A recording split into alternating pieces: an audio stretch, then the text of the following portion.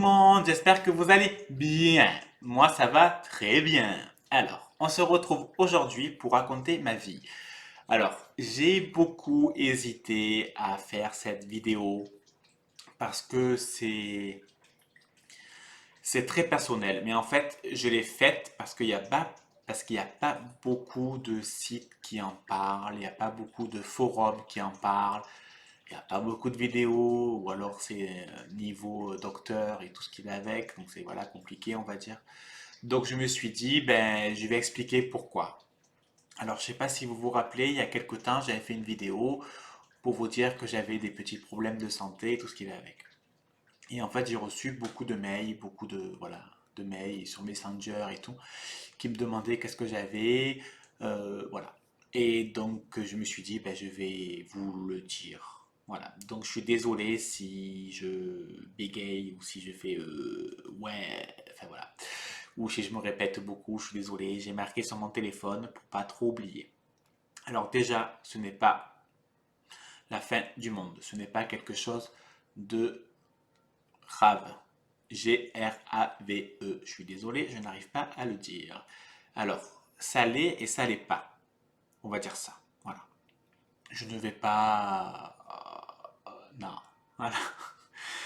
En fait, je suis allé chez mon ophtalmo il y a. euh, il y a moins d'un an, on va dire. Je ne me rappelle plus pour être sincère. Je crois que c'était avant mon anniversaire. Donc ça fait 6 mois, 7 mois, il me semble. En fait, depuis que je fais YouTube et donc je fais du strap, j'ai mal aux yeux. Voilà. Le strap, encore ça allait, j'avais mal à la tête, mais au bout de 6 heures de strap, je pense que tout le monde a mal à la tête. Donc voilà, mais depuis YouTube, que je réponds aux commentaires, que je regarde les vidéos et tout ce qui va avec, en fait, j'ai mal aux yeux. J'ai mal à la tête à cause des yeux, j'ai les yeux qui pleurent, je me frotte les yeux, etc., etc. Et donc je me suis dit, enfin, je n'avais parlé à Sébastien et tout, et à ma mère bien sûr, et j'avais dit, c'est pas normal, à chaque fois j'ai mal aux yeux, alors que je vois bien, j'ai du mal à lire, enfin, j'ai les yeux qui pleurent, j'ai les yeux qui brûlent, etc., etc. Et ils m'ont dit, ben, prends rendez-vous chez l'ophtalmo. Moi, bien évidemment, je n'ai pas forcément écouté, hein, je n'avais déjà parlé en vidéo, donc j'ai laissé passer un peu quelques temps, et donc j'ai pris rendez-vous. Sauf que le premier rendez-vous qu'il y avait à Aix, donc le plus proche, c'était genre 6 mois après. Je me suis dit, je connais pas l'ophtalmo de Aix, alors je vais aller sur Doctolib et je vais voir quels sont les rendez-vous les plus proches autour de moi. Et d'un coup, je tombe sur une spécialiste, une ophtalmologue. Je sais pas si on peut dire une, mais bon, c'est une femme, je dis une, c'est pas grave. Donc j'ai pris rendez-vous, c'était genre 2 semaines après. Je me dis, oulala, il va vraiment neiger pour que le rendez-vous soit 2 semaines après. Bon, donc c'était génial. Donc je suis allé et en fait elle n'était pas. C'était son remplaçant. Qui son remplaçant a trouvé beaucoup de pigments dans mes yeux. Je n'ai pas de tension oculaire. Il a trouvé beaucoup de pigments et donc en fait il a vu que j'avais 9,5 et 9,75. Donc j'ai une très bonne vue. Juste ma vue, elle a un lait 9,5, 9,75. Donc ça va quoi. C'est pas. Enfin, je vois très bien quoi. Donc il m'a quand même prescrit des lunettes avec une légère correction, le filtre bleu et tout ce qui va avec. Et donc il me dit, par contre, vous prenez rendez-vous pour voir la personne que je remplace, la titulaire, si je peux dire. Je fais, bon ben ça va. Donc j'ai pris rendez-vous, j'ai eu rendez-vous un mois après. Donc je pense que lui, j'ai dû avoir rendez-vous en août ou septembre, tout comme ça.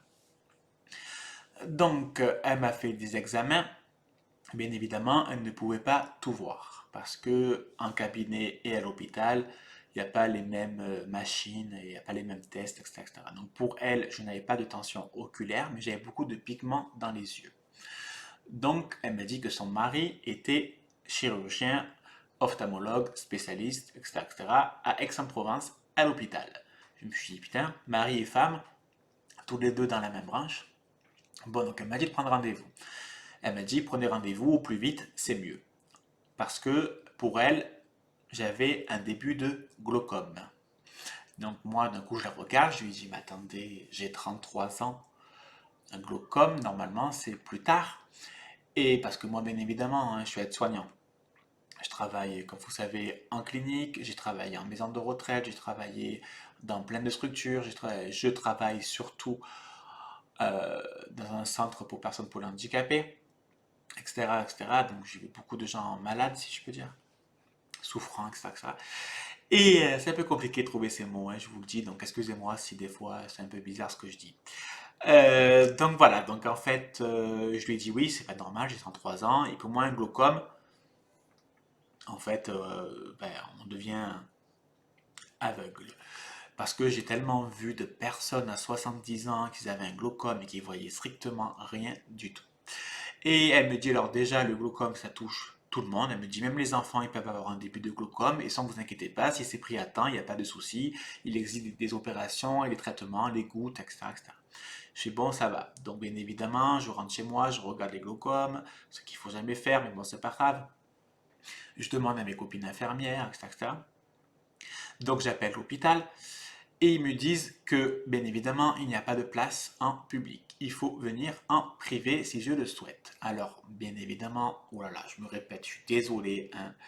Euh, donc, j'ai dit, ben, je prends en privé. C'est pour ça que je ne suis pas allé à version SRAP, parce que les sous pour payer le train, ça a été les sous pour aller voir l'ophtalmo en consultation privée. Je suis d'accord, je suis remboursé entièrement, hein. Ma mutuelle et la Sécu a remboursé entièrement. Je n'ai rien perdu, même pas 30 centimes. Donc voilà. Mais sauf que si on achète des billets un mois à l'avance pour monter à Paris, 150 euros l'aller, 150 euros le retour, 300 euros pour la journée, c'est un peu cher quand même. Je veux bien être sympa, mais il y a des limites. Bon, passons. Donc j'ai pris rendez-vous. Donc il m'a fait des examens. Bon, c'est un peu. Bon, il m'a fait pleurer, bon, c'est pas sa faute. Pas pleurer de tristesse, hein, pleurer, pas de douleur, mais pleurer d'inconfort. Donc il m'a endormi les yeux avec les gouttes, hein. Et il m'a mis une. Enfin, moi j'appelle ça un diamant, mais c'est pas un diamant, c'est un truc comme ça.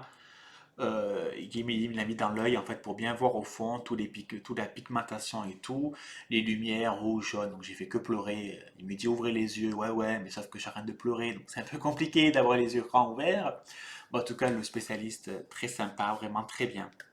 Franchement, s'il me regarde, ce que je pense pas du tout, faut pas déconner, ben, franchement il est terrible. Il est vraiment très sympa, vraiment très bien. Donc il a fait des examens, il commence à me dire bon ben écoutez, vous avez beaucoup de pigments, vous avez sûrement le syndrome de dispersion pigmentaire. Donc, je vais continuer à faire des examens. Donc, il continue à faire des examens, machin, machin. Il me dit, bon, ben c'est bon, c'est confirmé, vous avez ça. Donc, on va vous faire... alors, je trouve plus le nom, hein. Donc, 30 secondes, je regarde, parce que j'ai pris les notes pour pas oublier. Donc, on va vous faire une iridotomie. Alors, dans ma tête, iridotomie. Je me suis dit, alors, ce n'est pas enlevé, parce que YREC, d'après mes cours, c'est enlevé. Donc, une iro, je lui dis, qu'est-ce qu'il va faire? Il va mettre quelque chose. Et en fait, il m'explique qu'il veut me faire un trou au laser, ça se voit pas, et je vous le dis de suite, on voit pas de près que j'ai des trous dans les yeux. Un trou dans les yeux pour pouvoir me redresser. Donc, je vous explique. Moi, je le regarde, je lui dis, mais sinon, à part ça, qu'est-ce qu'il y a d'autre? Il me dit, ah non, mais on va vous le faire. Je fais bon, ben apparemment j'ai pas le choix, mais tu non pas du tout.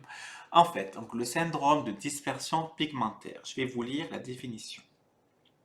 Le syndrome de dispersion pigmentaire, SDP, est une maladie de la pigmentation oculaire due à des dépôts de granules pigmentaires dans le segment antérieur de l'œil, se caractérise par la présence de défauts de la transillumination irienne radiaire en fente à la moyenne périphérie d'une pigmentation cornéenne en bande verticale formant le fuseau de Rugenberg et d'une pigmentation dense du réseau trabéculaire. Le SDP est aussi associé à un risque accru de glaucome pigmentaire. Donc, en gros, ça veut dire que, attendez, parce que je relis, parce que à chaque fois que je le répète et que je me dis que je le relis, donc en fait, si vous voulez, j'ai pratiquement plus d'iris. Voilà, mon iris, il s'est desquamé. En fait, depuis toujours, j'avais ce problème, sauf que je m'étais jamais rendu compte. J'ai toujours eu mal aux yeux, le soleil me fait mal aux yeux, Quand il pleut, ça me fait mal aux yeux. Il y a trop de réverbération. Les feux de route la nuit me font mal aux yeux. J'ai demandé ça un rapport. Il me dit on ne sait pas. Ça peut être un rapport comme ça ne peut pas l'être. En fait, il y a beaucoup de gens, peut-être vous d'ailleurs, qui ont toujours des lunettes de soleil. Mais c'est pas pour autant que vous l'avez. En fait, ce n'est pas un signe qui montre que vous souffrez de cette maladie. Je fais, bon, alors c'est quoi les signes? Il me dit qu'en fait, je suis son deuxième cas. Il n'a jamais vu d'autres, il a vu une autre personne, Gilbert, un kiné d'ailleurs, c'est au cas où, salut. Et donc en fait, il me dit que je suis son deuxième cas, qu'il n'a jamais vu de personne souffrant de cette maladie. C'est une maladie très rare. En fait, c'est une maladie qui touche 2,5% de la population entière. Et en fait, si vous voulez, c'est une des maladies les plus rares dans les glaucomes, parce qu'il y a différents glaucomes. Je ne vais pas vous faire un cours de SVT, je m'en souviens plus trop et c'est trop compliqué. Donc en fait, si vous voulez, je n'ai pratiquement plus d'iris. Donc j'ai l'iris qui est fragile. Donc en fait, j'ai la rétine et l'iris qui se touchent, alors que normalement, il devrait y avoir... Alors, je vais vous dire... En fait, voilà. Il faut éviter que mon iris et mon cristallin se frottent, parce qu'en fait, ils sont en train de se frotter. Enfin, ils étaient en train de se frotter. Donc ça m'empêchait, donc il y a un truc entre qui empêchait d'évacuer toutes les sécrétions. Donc quand on a mal aux yeux, ça coule, voilà, toutes les sécrétions qu'on peut avoir au niveau des yeux. Donc en fait, ça a évité, ça empêchait d'avoir une bonne sécrétion. Et donc en fait, ce qui se passe, c'est que je n'ai aucune tension oculaire. Donc si auparavant, je ne serais pas allé à l'ophtalmo, je ne m'en serais jamais rendu compte, sauf le jour où j'aurais perdu de la vision périphérique. Donc, si vous voulez, je n'ai pas un glaucome pour l'instant. Donc, il m'a la semaine, donc il m'a dit prenez rendez-vous plus vite, au moins c'est fait, et vu que vous êtes pratiquement au bord d'avoir un glaucome, il faut mieux le faire au plus vite. Donc, consultation privée. Je suis retourné. Alors, il m'a endormi. Enfin, ils m'ont rétracté la pupille. Ça, par contre, c'est très chelou, hein. Je voyais plus rien d'un œil, hein. Donc, bien évidemment, je suis allé une fois avec ma mère et une fois avec Seb, parce que je pouvais pas conduire, hein. Donc, l'infirmière m'a rétracté la pupille et lui, en fait, il m'a fait un trou au laser. Donc, il m'a endormi l'œil, heureusement. Il m'a fait un trou au laser dans chaque œil. Alors, je n'ai pas eu mal, juste que par contre, j'ai senti vraiment de la chaleur derrière mon œil. C'était très bizarre. Et puis, il y avait beaucoup de lumière rouge dans les yeux, lumière jaune, donc j'ai fait que pleurer. Et donc, si vous voulez, après, je voyais plus rien pendant 3-4 heures de l'œil gauche et de l'œil droit après, parce que c'était quelques jours d'écart. J'ai eu mal aux yeux le soir. Est-ce que c'est psychologique? Est-ce que c'est une vraie douleur? Je ne sais pas. Vu qu'on m'a quand même fait un trou dans l'œil, je me suis dit peut-être mentalement, je vais avoir mal, donc j'ai eu mal le soir. Donc j'ai pris des cachets. Pendant quelques jours, j'ai eu des soins au niveau des gouttes pour nettoyer les yeux, ce qui va pour désinfecter, nettoyer tout ce qui va avec. Et donc quelques temps après, il m'a dit reprenez rendez-vous pour voir si ça a marché ou pas. Je prends rendez-vous. Et là, donc je m'assois dans la pièce et tout, il m'ausculte les yeux. Et en fait, ça a marché. Donc, si vous voulez, l'iridotomie a fonctionné. Donc, j'ai un trou dans chaque œil. Donc, ça a redressé mon iris qui ne frotte plus contre le cristallin. Donc, ça veut pas dire que, enfin, ça retarde seulement le glaucome. Voilà. Pour lui, c'est mieux que j'ai un glaucome à partir de 40 ans que maintenant. Je suis trop jeune. Donc, il a fait ça pour éviter d'avoir le glaucome maintenant. Donc, par contre, il ne sait pas du tout dans combien de temps je l'aurai. Donc, enfin, j'ai déjà pris quand même rendez-vous. J'ai 2 rendez-vous par an en ophtalmo pour voir si j'ai de la tension oculaire ou pas. Le jour où la tension oculaire est là, glaucome, donc on essaiera différents traitements. Il m'a parlé d'une opération, mais il ne veut pas la faire parce qu'en fait, elle fonctionne pas très bien, elle fait mal et elle est très inconfortable. En fait, c'est mettre des valves une valve dans chaque œil pour, pour faire éliminer les sécrétions. Voilà, donc il m'a dit qu'on la fera pas parce que sûrement d'ici là, en fait pour lui, tout ce qui est médecine ophtalmo avance beaucoup. Et c'est vrai, l'ophtalmo avance beaucoup, donc d'ici là, ils auront inventé quelque chose d'autre, etc., etc. Donc bien sûr, je me renseigne tous les jours, enfin, pas tous les jours, hein, pas déconner, mais je regarde quelquefois sur Internet s'il y a des avancées au niveau du syndrome de dispersion pigmentaire. Donc c'est une maladie qui touche les mecs de mon âge, entre 30 et 35 ans en général. Et c'est les gens myopes. Je ne suis pas myope. Pas du tout. Je vois bien avec, je vois bien sans. Moi, elles sont sales. Putain, vraiment, je les nettoie. Je les mets tout le temps parce que si vous voulez, ben, bien évidemment, en fait, il faut que je protège mes yeux. Donc, il ne me faut pas de gros chocs. Il ne me faut pas de grosse fatigue oculaire. Pour pas, autrement, ça peut accélérer le processus du glaucome. Donc, j'évite. Bon, après, je fais pas de boxe. Donc, normalement, je me bats pas tous les jours. Donc, il ne devrait pas y avoir de choc à part un accident, mais je touche du bois. Une chute, je sais que je ferai comme ça. Et après, une grosse fatigue oculaire. Enfin, je fais pas du strap 24 heures par jour, donc ça devrait aller. Et je lis pas un livre pendant 24 heures et tout, donc ça devrait aller. Donc, je lui dis justement, c'est bizarre, je suis pas myope. Et il me dit non, mais en fait, c'est en général. Voilà. Donc, si vous voulez, j'ai fait cette vidéo pour vous dire de ben, si vous avez mon âge, un homme bien sûr, votre mari, votre frère, votre petit-fils, votre cousin, neveu, etc., votre oncle, tout ce que vous voulez, votre ami, ben, en fait, c'est bien de faire un contrôle ophtalmo. Moi, j'ai dit à mes frères d'y aller, ils ont fait et tout va bien. Alors, ce n'est pas une maladie héréditaire, ce n'est pas, si vous voulez, je suis né comme ça. Voilà. Alors que pourtant, quand je suis petit, ma mère m'a dit amener à l'ophtalmo, tout ce avec, tout allait très bien. Mais si vous voulez, on est né comme ça. Et ça se déclare entre 30 et 35 ans. Voilà.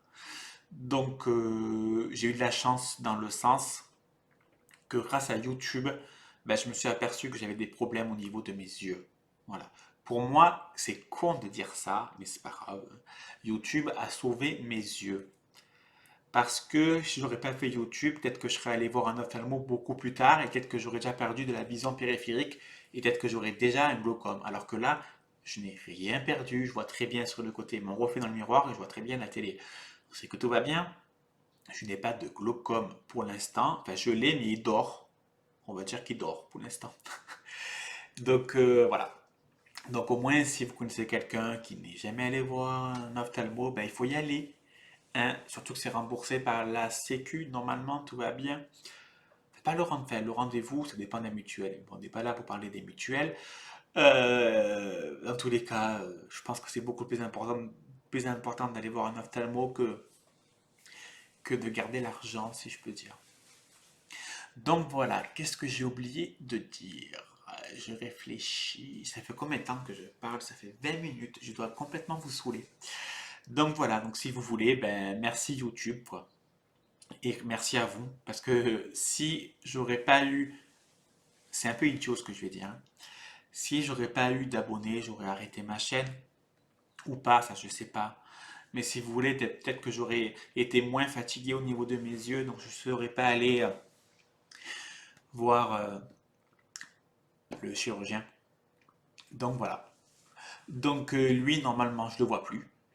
Enfin, oui, normalement, je le vois plus. C'est plus sa femme, donc le docteur ophtalmo, pas le chirurgien, on va dire. Je la revois en octobre, parce qu'il n'y a pas de rendez-vous avant. Je lui en ai parlé, il m'a dit c'est pas grave, ça peut être en octobre. Il faut que je pense à prendre rendez-vous pour l'année prochaine, parce que apparemment il y a beaucoup de monde qui vont chez l'ophtalmo, tant mieux. Donc voilà, donc écoutez, pour l'instant, ben, ça va. Bon, après, sincèrement, j'ai les yeux qui pleurent beaucoup plus. Mais vu que maintenant je peux éliminer les sécrétions, est-ce que c'est pas ça qui me fait éliminer, qui me fait pleurer? Je supporte vraiment plus du tout le soleil et tout ce qui va avec. Pour quelqu'un qui vit dans le sud, Mais je ne quitterai pas le sud, hein. Mais bon, j'ai des bonnes lunettes de soleil, donc voilà, tout va bien. Donc si des fois en photo ou en vidéo, n'importe où, je suis dehors et j'ai les lunettes de soleil, c'est normal, c'est parce que je vois rien et que le soleil me fait super mal aux yeux. Voilà. Et que j'évite aussi, je protège mes yeux pour éviter une fatigue, parce que sûrement que le soleil fatigue les yeux. Si trop de soleil sans lunettes de soleil, je pense qu'au bout d'un moment, les yeux sont fatigués. Donc voilà, donc si vous voulez, pour l'instant, je n'ai pas de glaucome, tout va bien. Ça devrait se déclarer. Ah oui, j'ai pas dit ça. En fait, il ne sait pas. Pour lui, ça peut être dans 6 mois comme dans 10 ans. Pour lui, maximum 10 ans. Je peux peut-être gagner avant d'avoir un glaucome. Il me dit, si vous l'avez à 40 ans, c'est très bien. Et je lui dis, mais je vais devenir aveugle quand je serai vieux. Il me dit, pas du tout. Par contre, plus tard, vous l'avez, mieux c'est. Parce que si je l'ai maintenant, à 70 ans, ben, je vais beaucoup moins bien voir. Alors que si je l'ai à 40 et quelques années, ben, ça fera 80 ans si vous voulez. Donc à 80 ans, je serai dans un état de fatigue. Donc ça, avec les œufs, ça ira quoi. Ça ira avec. Ce que je veux dire, c'est que plus tard, je l'ai et mieux c'est. Voilà. Donc voilà, écoutez, si vous avez la moindre question, n'hésitez pas à me demander. J'espère que vous n'avez pas trouvé ma vidéo bizarre, parce que j'ai pas voulu faire une vidéo bizarre. C'était aussi pour vous dire que je vais bien, voilà, que je vais très bien, que la vie est belle, que quand on veut, on peut, on avance dans la vie, il faut continuer, que je suis très heureux au final d'avoir ça, parce que je n'ai que ça. Je n'ai pas de glaucome pour le moment. Enfin, les glaucomes, parce que j'en ai rien à chaque œil, t'as qu'à faire. Donc voilà. Heureusement que je n'ai que ça et que ça a été pris à temps. Et que au final, heureusement que je fais des vidéos sur YouTube et que je réponds aux commentaires, etc., etc. Ça m'a fatigué, c'est ça qui m'a donné envie d'aller voir un ophtalmo. Et je suis tombé sur le premier, le remplaçant, qui est très bien. Parce qu'il aurait pu juste me dire, écoutez, tout va bien, c'est 9,5 et lunettes anti-gain, je vous fais des lunettes, merci, au revoir. Mais non, non, il a cherché, il a vu, j'avais beaucoup de pigmentation, etc., etc. Donc, même le chirurgien et sa femme, vraiment très bien. Donc, je suis très content dans la vie. Donc, ne vous inquiétez pas, tout va bien. Et puis voilà. Allez, je vous laisse. Si vous avez des questions, n'hésitez pas. Allez, je vous fais des et bisous, un bisou, bisous.